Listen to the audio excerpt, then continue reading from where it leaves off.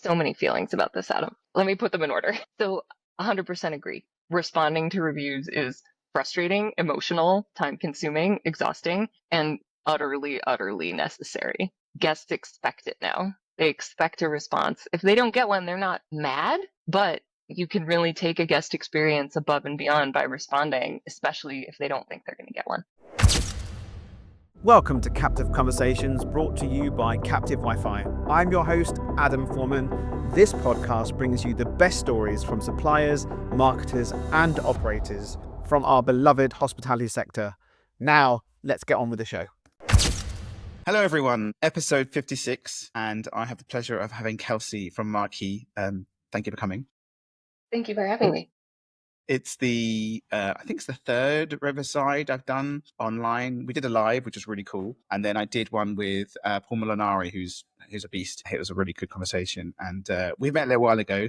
Was it in the group, the digital hospitality we met, or was it outside? I think it was in the digital hospitality group. Yeah. Right, if we you met haven't in checked it out, person, in real life. Yes, and then we met in IRL, as my kids would say. IRL. So yes, we did. And you've come over a few times, and you commute at the moment, right, from the US to Amsterdam, which is crazy. But I get to see you halfway through, so I don't mind. I'm very happy with that. So I'm not mad at coming to London to visit you. This is great. Yeah, Good for everyone. And then we met in King's Cross with Scott and Richard, which was also really cool. So you also know them, which is nice. And we're going to learn a bit more about you today. And I'm going to start with the questions. So the first question's from the last guest, and that was Laura, who is the Chief Marketing Officer of Fulham Shore, which is over here, Franco Manca and The Real Greek, two really cool brands. And she said, can you explain your job to a 5-year-old? She said to my 5-year-old girl, but I just changed it to a 5-year-old. Yeah, I can. My job's very easy to explain. Marqui's job slightly less. I might do both. But I help restaurants learn more about my company so that we can work with the restaurants to help them make great experiences for their guests. That's my job. I like that. And what's Marqui's job? So when you're getting ready to go out to eat with your parents and you want to make sure that there's something you're going to like chicken nuggets or mac and cheese or something like that, and you look it up ahead of time. And then you get there and they don't have that thing and it's really sad. We make sure that doesn't happen. So we make sure the menus are all right so that when you look it up and make sure there's going to be something you like, that it is actually there. And then when you're done and you've had a great time and you tell the restaurant you had a great time, we make it easier for them to respond to you so that you know that they care about you having a fabulous time and want you to come back. I like that. It's really important, actually. I remember a couple of years ago, it was Valentine's Day, and we booked our favorite Thai restaurant, and I went online, I booked it, and then we turned up and it actually had closed. They closed that day. Yeah. And so we were stuck. We were like, where do we go now? Because online it was available and we booked online. They didn't even turn the online thingy off either. But, if they had a better platform with better information that they weren't open on that day, then I would have been all right. So we went to some very old, the old style restaurants with the cloches and the silver trays. I think we must have been probably the youngest people in there by 40 years. What a memorable experience. Well, to be fair, my wife had fish, which was very nice because it was like fresh. And I went for steak, which was probably the worst thing to do in a very old style, closhy style restaurant with everything was probably burnt to the crisp. Because it was a very comical experience I'll never forget. So if they had Marqii, it would be all right. And you have some clients over here, which is really good. We do, which is nice. And Scott's using you for his new place, which is in St. Christopher's Place, which is just over there. So we're quite excited to see that being used, which is really good. Okay, so next question is one thing, and I can't type, but one thing you would like to change in your life. This is a weird answer because everything that I've wanted to change in my life that's in my control, I have an amazing partner. We try to figure out how to change those things. There's nothing that's within my control that I want to change that we're not working on. So I have to pick something that isn't possible or is without my control. Adam, I would really like to talk to someone about teleportation. I spend so much time on an airplane and I would love to just be able to Ving wherever I need to go and see the people I love without sitting on an airplane for 9 hours. So if we could change that, that'd be great. Have you seen the really cool sort of transportation thing that the people are doing, like the celebrities are doing? It's like a hologram. You walk into this camera, and then in a white box, you just appear, and it looks like you're actually there. Like it looks like you're there. So I saw it with a I think America's Got Talent, they were testing it. It was really funny. Not for on stage, but behind. So you can sort of, wherever you are, you just walk in and all of a sudden you just appear, but you're in a box, obviously. So it's like a Barbie box. But that's, partially there. Yeah. Yeah. Okay. I was in Philly recently, and there's a portal in downtown Philadelphia. You can see into other cities, and one of them's Dublin, and they go all over the world. And you're just like waving at people in real time. It was really cool. WeWork used to do that in all different countries. So every Smart. WeWork used to have before, I don't know if there's that many WeWorks now, but they used to have a camera in each of the areas. So when it was drink time, because obviously they used to do free drinks after like 5 or 4, I would purposely have a meeting at 3:30 in a WeWork so that all of a sudden the on-tap drinks would be available. But I remember there being a big screen. So you'd walk in and you're working late, and then America would wake up and they'd all be having their coffee. But obviously you couldn't wave at them, but the Yeah. portal's very clever. Yeah, I like There's it. some very interesting things happening with people trying to do naughty stuff with the portals. Oh, Yeah, that was in the press that would too. not have occurred to me. But yeah, I think they're very clever, especially Yeah. when the interaction piece, which is cool. Okay, standard questions. Best hospitality experience. All right. How long of a story can I tell? You can go for a minute or two. It's fine. This was in Italy. My husband and I were in Bologna. We were looking for a great place to have a glass of wine. We found this little enoteca. They had it sort of like an aperitivo hour, the Italian version of happy hour. And we sat out and it was kind of loud, and we're like, let's go inside. We don't want to sit by the traffic noise. And the owner was also the bartender, and he got real nervous because he wasn't confident in his English. And we're like, you're doing great. Our Italian is shit. Please, like, and so he just started having martinis because it made him more comfortable speaking English. And then it turned out this was this incredible, like, working class enoteca. And so all the regulars started coming in when they were getting off work. We spent 6 hours there, opening wine, making pizza, eating food, listening to US metal music very, very loudly. And the hospitality wasn't about the quality of, like, it was great food, but it was bar food. It was the experience and the welcome and this genuine investment in wanting to make sure that we felt welcome, whatever that meant. And we left friends with everyone, just shouting in a mix of English and Italian for 6 hours. And to me, that's what great hospitality is. It's not, is everything perfect? It's, do you feel welcome here? And will you leave talking about this experience tomorrow? We had Angus and Christoph from StoreKit, which is like an online ordering platform, a couple of weeks ago. It came out, it just came out, and he was saying that he went to, I forget where it was now. Forget where it was, but the restaurant he went to is in a hotel, and there were 2 roles. One role was the person to make sure you're having the best time in the world, and the other person was basically looking after your table. So you'd have, and that hospitality goes, that's hospitality, right? That one person, which is probably what you had, that one person who just make you feel welcome, make you feel happy, and so on. But I love that story. That's awesome. He was such a wonderful human, and it, like, huge American heavy metal fan. Once he found out my husband was a metalhead, it was over. Well, that's where you won. That's where you won. So I should have. I've got a little bottle of Iron Maiden brew here in the other room. I should have brought it in and show you. Next time you're here, I'll give you a bottle. It's a little beer there. So it's off now, but I've still got it in the beer. But That's I think okay. Yeah. I think your husband will love it. So yeah, it's sitting on the side. So but yeah, that's amazing. Okay. Dan, next question. Best hospitality tech other than yours, of course. I will give a cop-out answer for this because I believe it fully. There is no one universal best hospitality technology.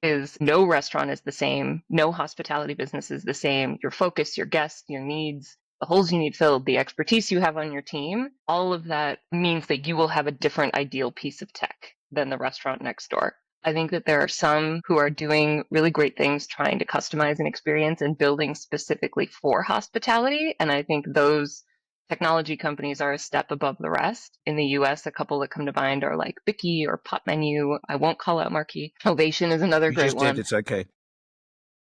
But I think that the one magic universal piece of hospitality tech that everyone wants doesn't exist. There is no one platform that does everything and does it well. So it's about finding the best one for what your restaurant needs. I think a really nice thing I like now than back in the day is that there is that tech stack, so you can pick and choose what works for you, what doesn't work for you. I spoke to another guy from the group. He's got an awesome bar. I don't remember what it's called now. It's gone. And he's like, this is the CRM I use. Have you heard of it? And I was like, never heard of it. And I checked, and it's open, so it has an API and everything else. So we just plugged into it, and he's like, great, which was really cool. Fantastic. Yeah, I think the nice thing nowadays is that the good tech is allowing you to plug in, and you can choose what you want rather than having to have that old school POS Yeah, in a that box where walled it's stuck. garden. Yeah. Yeah. Yeah, and it's nice that flexibility is really nice to have. So I think there's loads out there, but I think the nice thing is that the platforms are now letting you plug into not practically whatever you want, but there's enough choice out there. Okay, let's go back in time. I like this one. I'm like where it started, where your route in the beginning, even early doors. Did you? I mean, obviously there's tech and there's hospitality, so and marketing, which is a bit of your background. Talking on the hospitality thing, did you work in hospo at all when you were younger? Well, that was my first job when I turned 14, which is as early as you're allowed to work if you're not working for your parents in the US. I got a job as a host at Applebee's. Also, the Renaissance Fair in Minnesota was in my hometown. And so I also worked at the caramel apple dumpling booth at the Ren Fair when I was 14. Very, very first job was hospitality, and I really loved it. It was such a wonderful world and a wonderful community. And I went to college, and waiting tables was just always, a thing that I could do to help make some extra money and connect with people. I think it's a great way to feel connected to a community is to get a job bringing them food. And so then after college, supplemented my very meager 2008 income, recession income, with waiting tables. And then when I moved to the West Coast, just completely fell in love with the craft beer world and got deep, deep into that. So even as I was building out a marketing career and working in tech marketing in the Bay Area and tech PR, there was always that, God, I miss hospitality. I wish there was a way for me to do this full time and still see my husband, whom I like, and who worked a daytime job. Mm. And so when we moved then to Denver, Colorado, which is kind of the hub of craft beverage, craft beer in the US, we moved here partially so that I could work in marketing and events for craft beverage. Like, let's see if we can make Awesome. a go with it. And if I can make this my career on the hospitality operator side. And the answer was no. I never saw my husband. I had to choose. And again, I like him very much. So then the pandemic happened, and I happened to get connected with Fishbowl, which is a hospitality tech company. And in all of those years on the operator side, managing, bartending, running events, everything, it never occurred to me that there was more tech outside of a reservations platform and our POS or POS. I should use POS. We're on a British No, I podcast. was talking to someone in America the other day, and I said pause, and they looked at me strangely, and I went, "Sorry, point of sale." So Yeah. let's universal. I now have adopted the universal point of sale. So POS, yeah. POS. And it was such an amazing eye opener for me. Oh, there's all of this technology that helps this world that I am completely in love with and want to spend my life in. And now I get to spend my life working in hospitality, but daytime hours. And seeing your Um, husband. and seeing my husband. And then, of course, now we're splitting continents and I never see him anyway, but at least I sleep at night, not at 3 a.m. So when you were at Fishbowl, was it early doors or was it when they were just ramping? No. Fishbowl's a legacy platform in the US. So they've been around for over 20 years No, but sorry, doing email I meant marketing. when you were there. When you were, which stage did you get to Fishbowl when you arrived? Were they already like, because in the beginnings, like I remember, Fishbowl is the people that created the birthday reminder. I mean, that's always in my mind of they were the origins of that. This was in 2020.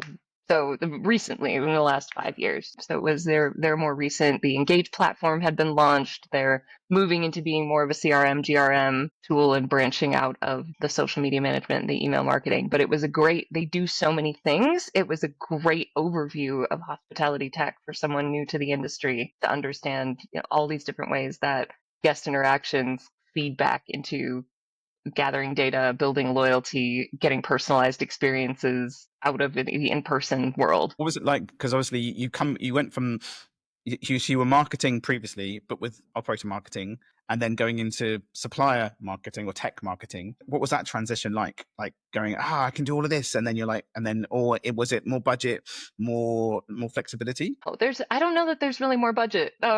It's different budget. We were talking about this earlier. Instead of B2C, you're B2B2C. Yeah. And I think having the perspective of what that guest focused experience is like helps us on the tech side when we have that experience speak to the restaurant operators who are so focused on their guests. If we, as the B2B2C company, lose track of who we're really building for, yes, we're building for restaurants, but we're really building for their guests. and their guest experience. Even things that happen on the back end that the guest doesn't directly interact with, we have to keep them front of mind and make sure that those experiences are smooth and positive, because that's what our restaurant partners need. And so coming from that world and understanding how guest focused great hospitality is, I think it's given me the ability to speak to that from the tech side and make those connections. Like, we're not just saving you time, we're helping you create this experience while investing less of your own time to do it. I love that. And I guess also the messaging, it comes from a place that understands it. So you came from a place where you probably weren't even doing much marketing except for reservations, going into a platform that does it all. Into Fishbowl, and then where was it after Fishbowl?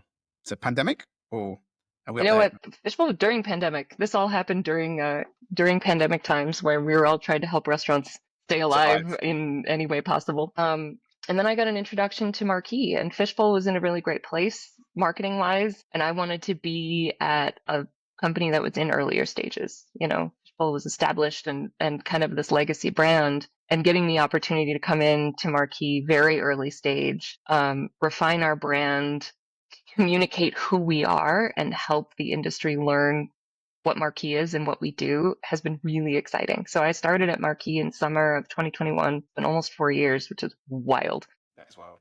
And we've been able to grow from this little scrappy team going to the Pizza Expo and nobody knew what we did, to now we're at the restaurant show in Chicago and we have folks coming up. Oh, I've been meaning to talk to you. You're on my list. I need to talk to you about my reviews. It's been really, really gratifying, and I'm proud of everything that we've accomplished. So the early doors, was it just listings? Were you just doing the listings originally? So the first iteration of Marqii, was that just managing your listings, getting it done, and sending it to the publishing network, like all the publishers? So I did that at my house. The very first instance of Marqii was before I started. It was just our CEO, Avi, and it was just a plugin in your listings in partnership with one of our partners, Yext, that just did specials. It was this idea of it, like the Marqii chalkboard outside of a restaurant where you had your specials written. The motto was respect the special. One of our clients, very early clients that's still with us, Gregory's Coffee, came to Avi one day and said, specials are great, but you know what's really cool? Menus. We need to get our menus out onto our listings, and our full menu. We need this automated. So they were the ones. We've been kind of customer driven or restaurant driven from the beginning of, this is what we need. Can you build it? And so very early Marqii days, we were already doing the menu integrations, accurate menu data on Google, Yelp, on all of those listings. And then we added reviews in. We had reviews, but for very limited platforms back in 2021. And then 22 was when we started to build out the really specific 22, 23. What other review platforms do restaurants need? Which ones are restaurant specific that they don't have integrations with right now? And now we have not just Google, Yelp, Facebook, but also open table reviews where you can respond to those from within the platform. Uber Eats, Grubhub, Easy Cater, DoorDash. So getting as much of that review data and that guest feedback as possible into one place has been a huge game changer for our clients, being able to respond and engage and keep track of it all, because it's a lot. So the network that you had, was it natural progression to just leverage those relationships and say, actually, can we do this as well? Because you were already publishing to loads of spaces, right? Yeah, we have the publisher network where we push the hours and the menus and make sure everything's accurate. Yeah, we've been building some really amazing relationships. And I think in my limited experience with the international market, but also within the US industry, I think more and more companies are taking that mentality we talked about of, we don't need to wall this off and create exclusivity to have success. We will have more success. Our clients will have more success if we integrate with each other and learn how to work together in a way that doesn't take months to build out. And it's been really wonderful to see some of these very large legacy companies being like, yeah, let's go. Open table, like, absolutely, let's integrate, let's figure it out. Toast is amazing to work with. We've got like an incredibly robust integration with them from the menu side. It's been really cool to be able to help drive that forward. Out there. So is there, I mean, finding a menu and getting the right menu generally is difficult. So is that something that's also being plugged into the system? Yes. So we have that in Marqii. We call them menu item attributes, where you can include not just allergens and gluten and all of the different things, but also things like spiciness levels for certain dishes. You can put that in there. Different listings platforms that we put the menus on accept different things. So some don't take that data. We keep it all, we send it out, and it's taken by whoever takes it. Google has done a really great job in the last year. They've started focusing, they've got this really small subset that's just for independent restaurants. And they're building things out in Google Business Profile that are made for small restaurants that are using Google to reach more guests. And so they've built out things like these more the menu item attributes and more detailed menu features, different ways to post events, really thinking about what restaurants need from their Google business listings. And it's been great to work hand in hand with them. When they build it out, we put it in Marqii to make sure that we can connect to everything that Google's building. Yeah. I mean, also it allows us, the smaller groups, to be able to do it rather than the big corporates sending it out and off you go.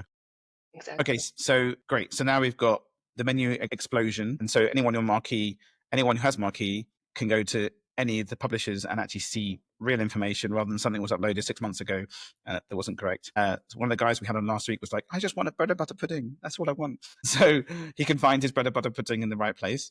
Absolutely. And then, so are they pulling, so are you syncing data? So what's the single point of truth? Is it Marqii or is it the POS? Where does that sit? It depends on what the restaurant wants to do. We do not push to the POS. Mm-hmm. So if you want Marqii to be the single source of truth for website, all of the listings, everything that we connect to, you can put it directly into Marqii. Or if you want your POS to be a single, your single source of truth, it just needs to be one with an open API that we can connect to. And so Toast is a great example. I think we have a percentage, maybe like 20% of our clients have a Toast integration directly, might be more, where we pull in real time menu changes and hours changes. So this is huge. I live in a place that has wild weather, both in the summer and in the winter. You can get a blizzard rolling in Denver, and for everyone's safety, you have to shut the restaurant down within the next 30 minutes and send everyone home, or they're not making it home and they're sleeping in the restaurant. So with Marqii, if you have this integration, you just change your hours in Toast. You mark yourself as closed, and it updates in real time across Google and all the places. There's nothing worse than being in a blizzard and trying to go visit a restaurant to get dinner, and then you find out they're closed, even though it's or even trying to find your way with the takeaway in the truck, right?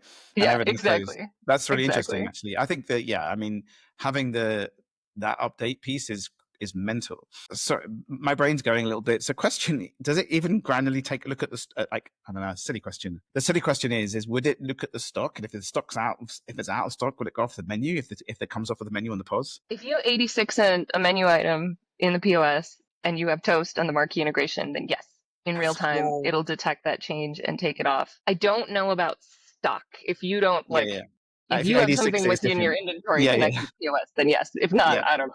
Yeah, that's really interesting. Like even if lunch service went really well, all your steaks are sold out. You're like, I'm going to take it. I'm going to 86 it off the menu. The integration pools, and so I think the other thing that's really interesting to talk about is, and we talk about it loads with marketers here, is resource. It's super. No one's got time. Everyone's really busy. And I spoke to a client the other day that has one staff member. Oh, there you go. Look at my little thumbs up. One staff member who is paid a lot of money just to do customer feedback. That's their single job for 30 venues. All they do every day is go through. They don't even have a single source. That is literally all the profile of their job. And we spoke to him and we're like, there's some software for this. You could probably automate some of this as well. And then they can focus on the customer rather than focusing on fixing. Do you know what I mean? So I was with a client the other day and we do basic feedback, right? It's just connect to the Wi-Fi, send an email. How was your experience? And I said to her, you've not responded to any of your feedback. We plug into third-party feedback platforms as well. But they were just using ours. And she looked at me and she said, Adam, do you know how busy I am? I'm like, she's got five nice sized food halls. And she goes, can you just automatically reply to them and just do it, just build it? And so we built very simple, but nothing smart, very simple. And it's true. She's literally their team there's no resource. So if you can automate things with pulling out the data as well. And I think you guys are now automating feedback responses too, right?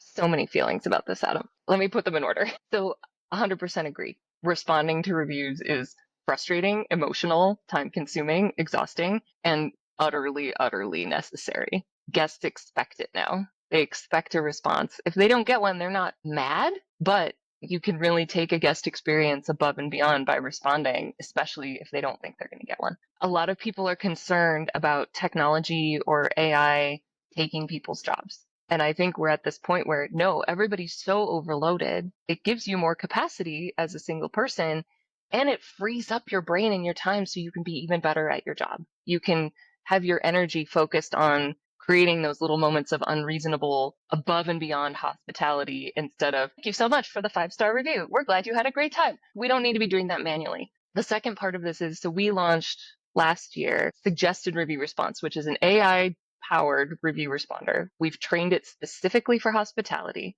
You can set tone for positive, neutral, and negative reviews. You can create special instructions specifically for 1 and 2-star reviews. That is like, respond with a request to email us at this email address so we can take it offline and take care of you. You can have a sign-off signature.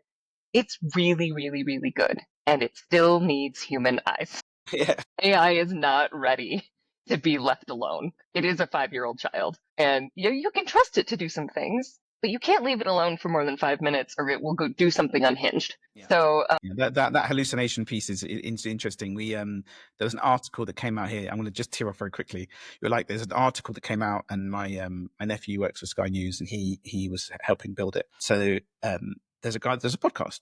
He does podcasts every week for Sky News about the news, and he uploads the transcripts to ChatGPT just to ingest it, and he uses it to ask questions and so on. The morning he woke up in the morning, he got his coffee, he wrote in to ChatGPT for that specific conversation he has, and said, "Did I upload the? Can you let me know the latest podcast that we did?" And it told him, and he's like, "That's very strange." But he goes, "When was this podcast?" And they said, "Yesterday." So he's like, "Weird. I didn't do a podcast yesterday." And he's been doing it for like about 2 months, like uploading everything. And he said, "Can you give me the transcript?" And it literally gave him a transcript of a fake podcast with some really good content he'd never said and never didn't exist. And he wrote an article about it. It was so interesting. So my nephew emailed me and he's like, "Have you seen this?" And I said, "It's not uncommon, but that's going to take it to the next level." So another hallucination of AI. Super interesting, right? It wrote a whole podcast. it's wild. It's wild. We cannot leave it alone. It's a great, great tool. It still needs human oversight. So the way that we handle it is we put in the prompts. You put in the prompts for your brand. It's in your brand voice. It's very good at that. It will translate a response to you, so you can respond in whatever language the review is left in, which is great. But you still have to hit send. A human still has to say, yes, submit this to Yelp or to Google. Send it. It makes such a wildly huge impact. And we work with, it's a company called Romulus. They're the largest IHOP franchisee in the US. Mm-hmm. They weren't responding to any of their reviews. Nothing. And we started working with them, and for a year responded to every single review, all of them. We escalated the ones that needed to be escalated. And before responding, they had 6 locations that had 4 stars or up on Google. And that impacts your search. If somebody searches best pancakes near me, Google won't show anything that's under 4 stars if you put best in your search. So this is crucial. After a year, they went from 6 locations at 4 stars to 13, so more than doubled. And they measured the revenue, and those 13 locations were doing 1.5% more in revenue than all of their other locations that had less than 4 stars. So there's a correlation between bringing in new guests, placing higher in search, having better guest experiences, more return guests. It will impact revenue over time. And if you can use the tools that you have, whether it's Marqii, whether it's something else, to simplify a process, we know that it takes around a minute to respond to a review. If you use an AI prompt to do it, it takes around 20 seconds. It makes a difference when you're responding to hundreds and hundreds a week. Yeah, I agree. I didn't know actually that Google doesn't necessarily show you anything 4 stars and under. That's really interesting. If you put best in the search. Yeah. I find that really interesting. That's really interesting. That's a really interesting thought process. Wow. That's going to cut a lot of people out who just don't touch it at all, right? They're never found. And then they're never found, really. Well, and if someone touches best, obviously. Responding to reviews, we see an average of between a 15 and 30% increase in the star ratings when you respond. Yeah. I don't know why. I don't know if it's a human psychology thing where they know someone's watching, so they're more likely to be nice, or if it's just like, oh, this business is amazing and people edit their reviews. We see some of that, but there's definitely a correlation between responding and increasing a star rating. So do you also send feedback, or is it mainly just maintaining? What do you mean? As in, like, when are you triggering a feedback message to go out, or is it mainly just maintaining the feedbacks that are there, like the portal? We don't do review generation yet, which is something that we have really great partners that do that. And so we're leaning into those partnerships. We don't need to build and compete, with our great partners in the space, but that is the next layer. And it used to be that you weren't allowed. Yelp would disable your Yelp profile if they found that you were asking for reviews anywhere on the internet. They've refined their Really? policies, so now it's just on Yelp that you're not allowed to ask for reviews. So you can do it on Google, you can do it on other platforms, and your Yelp profile will be fine. Do you find, because I've been over the last 6-7 months of people speaking to me in the US, do you find that more people are shifting to Google rather than Yelp? Because a lot of people I've spoken to are like, Yelp used to be really good and not so sure anymore. They are, which is nice to say. We obviously, Google's crazy over here for everything. Have you seen a shift on that side at all? We definitely see a shift in the volume of reviews that come from the different platforms. So consumer behavior, guest behavior, you've got the real like diehard restaurant followers that live in Yelp. They will do their searches there, and leave their reviews there. But the volume of reviews that we see coming is much more in Google than it is in Yelp. I think Yelp is still a player. The biggest thing that we talk about is when it comes to search performance and placing higher, that prominence is really key. So you can't ignore anything. We want everything to be accurate and responded to everywhere because the search engines care about it. And now more people are using ChatGPT and other LLMs to search. They're crawling the whole internet. So make sure that everything's accurate because the GPT will find it.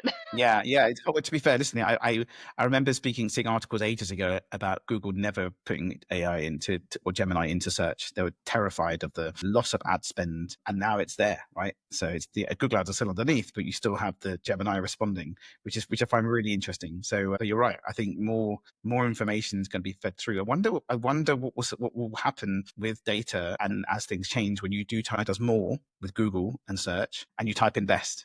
And I wonder how that's going to change, because what will it look for? How will it find it? Are you going to have to publish additional listings and other blogs and other places to get? It's this crazy, isn't it? Thinking about what's there.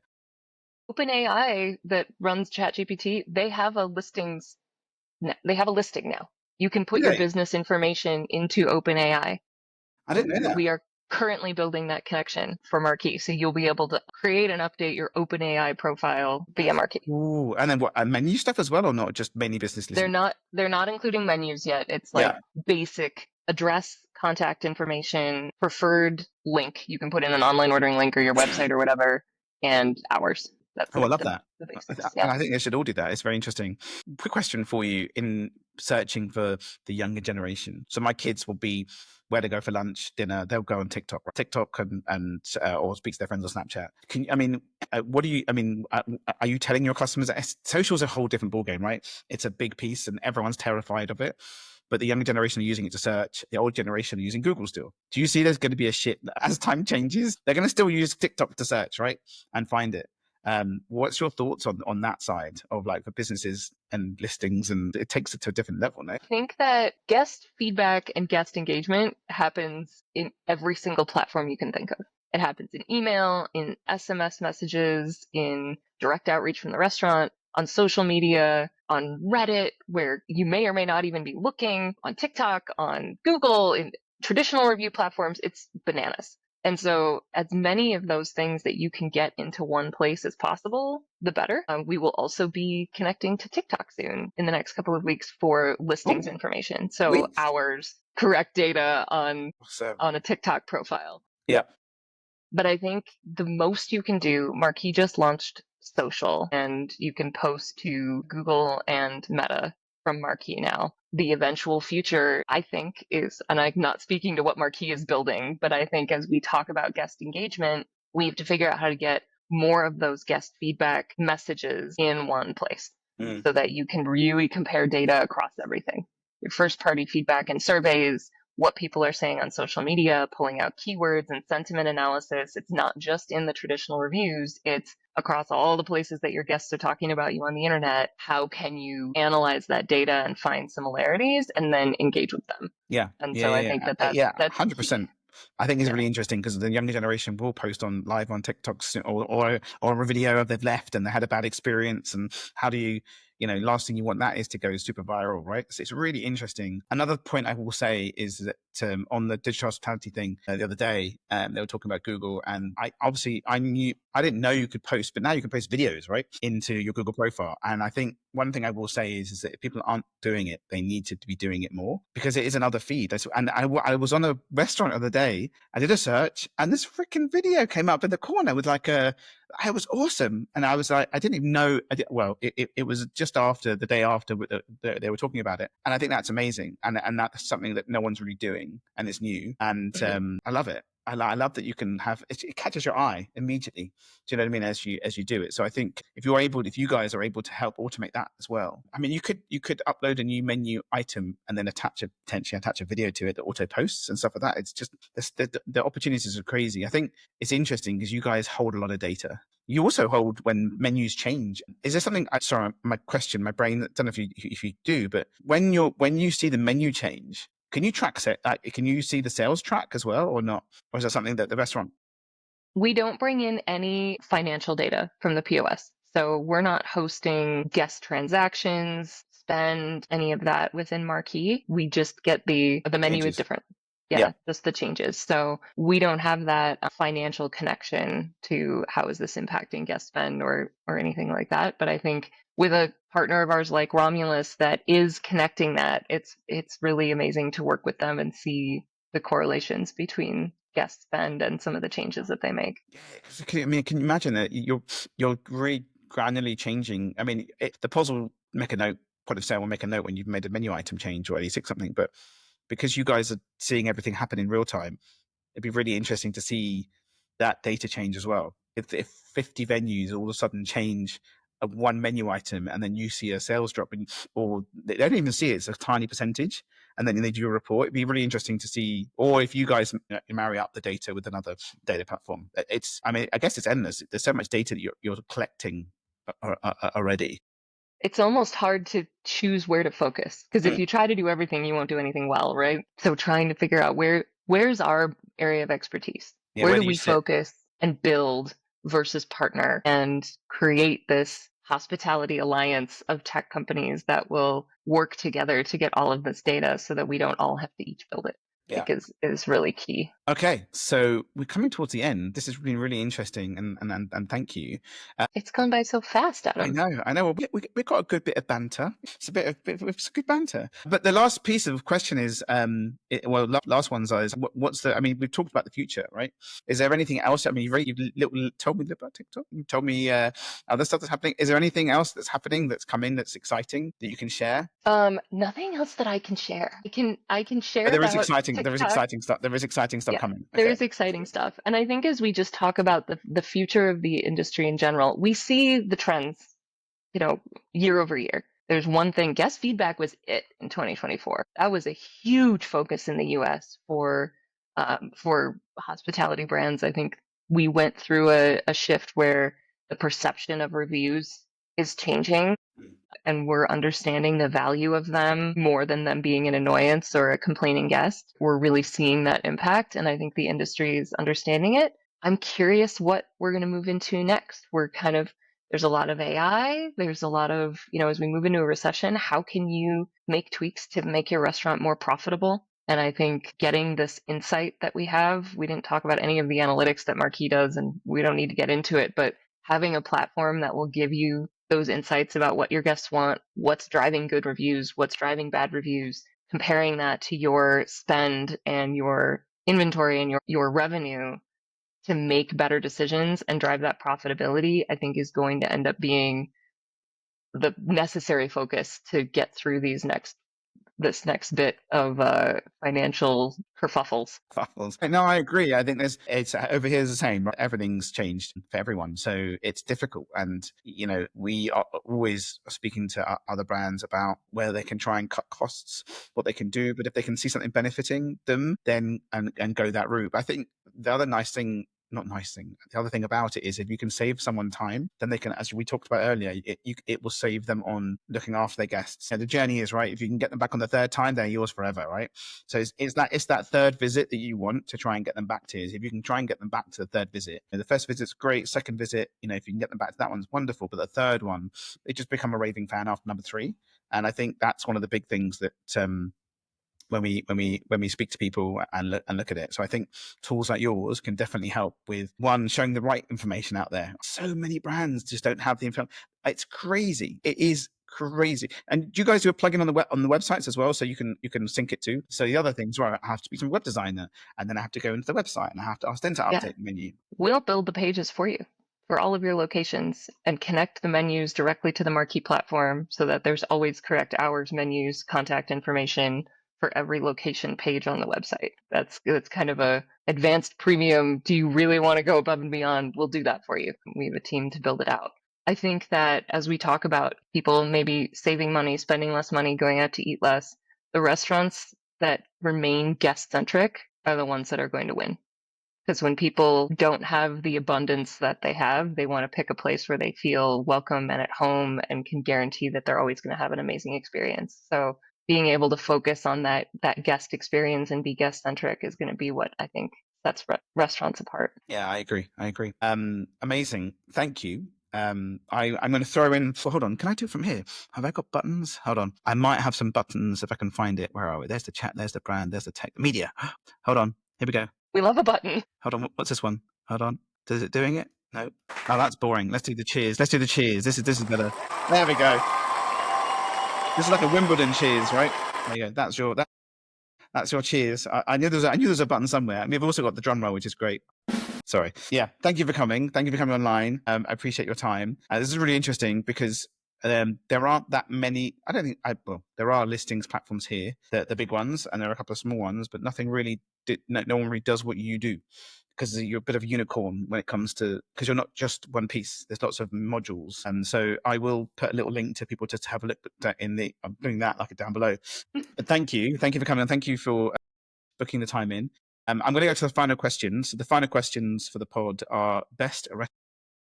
Traveling Mercies in Denver is my favorite restaurant right now. Super limited menu, great cocktails, one of the best martinis in town, really good oysters somehow in the middle of the country. Beautiful hospitality, just a really great experience. So if you're in Denver, Traveling Mercies. Traveling Mercies. Independent? Nice. Best burger. My best burger is my most recent delicious burger, which was at a place in New York called Heidi's House by the side of the road. Also independent, great burger, English muffin buns, super thick patty. I'm not a smash burger girl. Also solid beer, good wine list. Like, you want just a burger and a beer in a nice, quiet place. It won you. Good beer, good burger. You're done. Nice. Best hotel. I have a complicated relationship with hotels, Adam. Let's say anything with a robe is for me. If you've got a robe in the closet, I'm happy. You're done. Amazing. Okay, and then 2 questions for the next guest. I want to know what your favorite food city is in the world. And what's the number one way that you learn about new restaurants? Oh, I like that. That's nice. Okay, I'm going to give you another. Hold on, let's do another one of these. There we go. You get 4 seconds of cheers. Thank you so much. Really appreciate your time. This is going to come out in like a week after next. Pretty short. Thank you so much for having me. No, it's we've spoken loads, right? And we've talked about coming on the pod and so on. And I'm glad I got a little selection of your time, because I know you're a very busy person, especially with the commute and so on. So yeah, thank you so much for coming. It was super interesting. And I don't think enough people know about what you do and the company, to be fair. So it'll be good to share it. So thank you. And bye, everyone. Thank you, Adam. Bye.